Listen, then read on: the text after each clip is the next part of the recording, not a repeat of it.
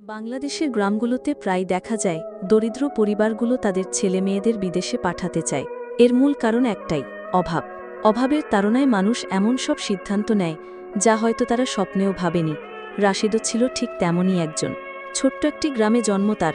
বাবা ছিলেন কৃষক আর মা সংসার সামলাতেন। খুব সাধারণ জীবন, যেখানে নতুন জামাকাপড় ছিল না, নতুন বইয়ের গন্ধ ছিল অনেকটা অচেনা।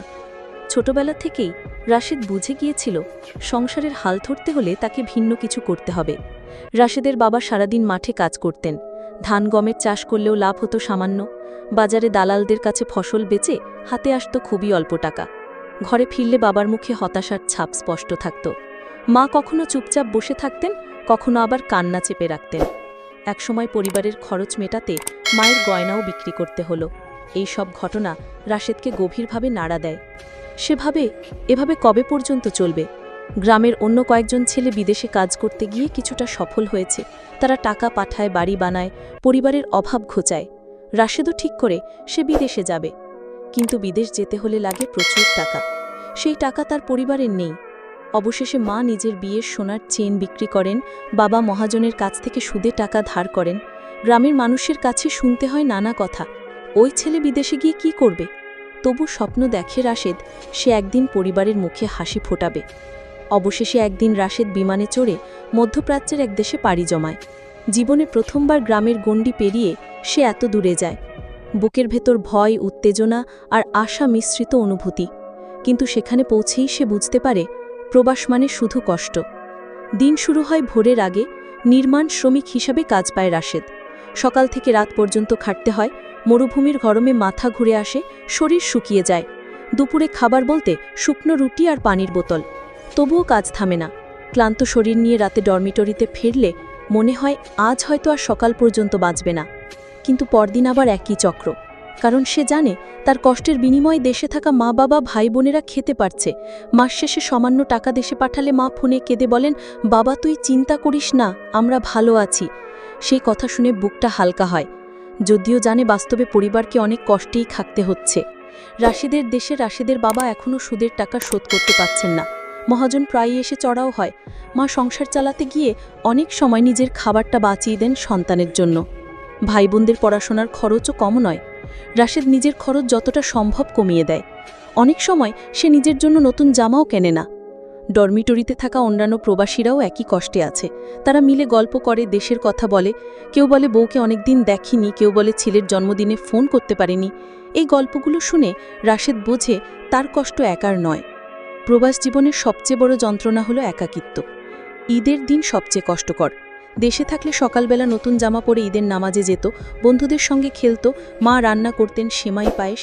কিন্তু বিদেশে সেই দিনটা কাটে কাজের মধ্যে। নামাজ শেষে কেউ কোলাকুলি করে, কেউ ভিডিও কল করে পরিবারের সঙ্গে কথা বলে। রাশেদও ফোন করে মাকে বলে, মা তুমি কেঁদো না, আমি ভালো আছি। অথচ ফোন কেটে দেবার পর সে ফুপিয়ে কেঁদে ওঠে। প্রবাস জীবনে অসুস্থ হওয়াও এক বড় অভিশাপ। চিকিৎসার খরচ অনেক বেশি, আর বিমারাও তাই সবসময় সঠিক চিকিৎসা মেলে না। একবার রাশেদ তীব্র জ্বরে পড়ে কয়েকদিন কাজ করতে পারেনি। সে সময় চিন্তায় ছিল টাকা কমে গেলে পরিবার কিভাবে সামলাবে। এরপর আসে জীবনের সবচেয়ে বড় আঘাত। একদিন ফোনে জানতে পারে তার বাবা অসুস্থ হয়ে পড়েছেন। বুকটা কেঁপে ওঠে। সে চায় দেশে যেতে, বাবাকে একবার দেখতে, কিন্তু টিকিট কাটার টাকা নেই, আর ছুটি পাওয়াও অসম্ভব। অসহায় হয়ে শুধু ফোনে মায়ের কান্না আর বাবার কাশির শব্দ শোনে। কয়েকদিন পর আসে দুঃসংবাদ, তার বাবা মারা গেছেন। এই খবর শুনে রাশেদ ভেঙে পড়ে। চোখের পানি ধরে রাখতে পারে না। নিজের বাবার জানাজায় উপস্থিত হতে না পারার যন্ত্রণা তাকে সারা জীবন তাড়িয়ে বেড়ায়। মা ফোনে কেঁদে কেঁদে বলে, তোর বাবা সেই সময় তোকে দেখতে চাইছিল। সেই মুহূর্তে রাশেদের মনে হয় প্রবাস জীবন যেন এক শিকল যা তাকে বন্দি করে রেখেছে। দিন যায়, মাস যায়, বছর পেরিয়ে যায়। রাশেদের চেহারায় বয়সের ছাপ স্পষ্ট হয়ে ওঠে। হাতের তালু শক্ত হয়ে গেছে, শরীরে নানা অসুখ বাসা বাঁধছে, তবুও সে কাজ করে যায়। দেশে ফেরার মতো সঞ্চয় জমানো হয়ে ওঠে না। কারণ টাকা এলেও যায় ঋণ শোধে, ভাই বোনের পড়াশোনায়, মায়ের ওষুধে। অনেক সময় মনে হয় সে আর পারছে না, কিন্তু পরিবারের কথা ভেবে আবার শক্ত হয়। নিজের ইচ্ছার স্বপ্ন গিলে ফেলে শুধু একটা চিন্তায় বেঁচে থাকে, পরিবারকে অভাব থেকে মুক্তি দেওয়া। রাশেদের গল্প আসলে হাজারো প্রবাসীর গল্প।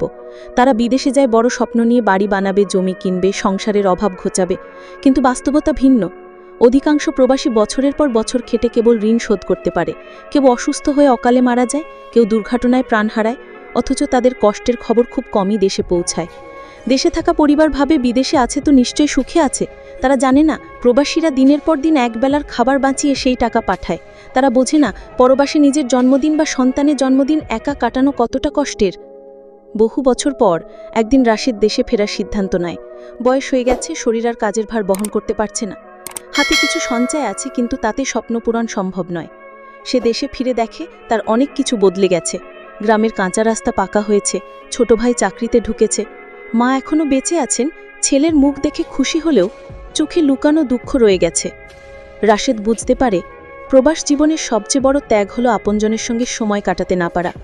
টাকা দিয়ে সব পাওয়া যায় না। মায়ের হাসি, বাবার স্নেহ, ভাইয়ের সঙ্গে খেলা, এসব চিরকাল হারিয়ে যায়। রাশেদের গল্প আসলে প্রতিটি প্রবাসীর গল্প।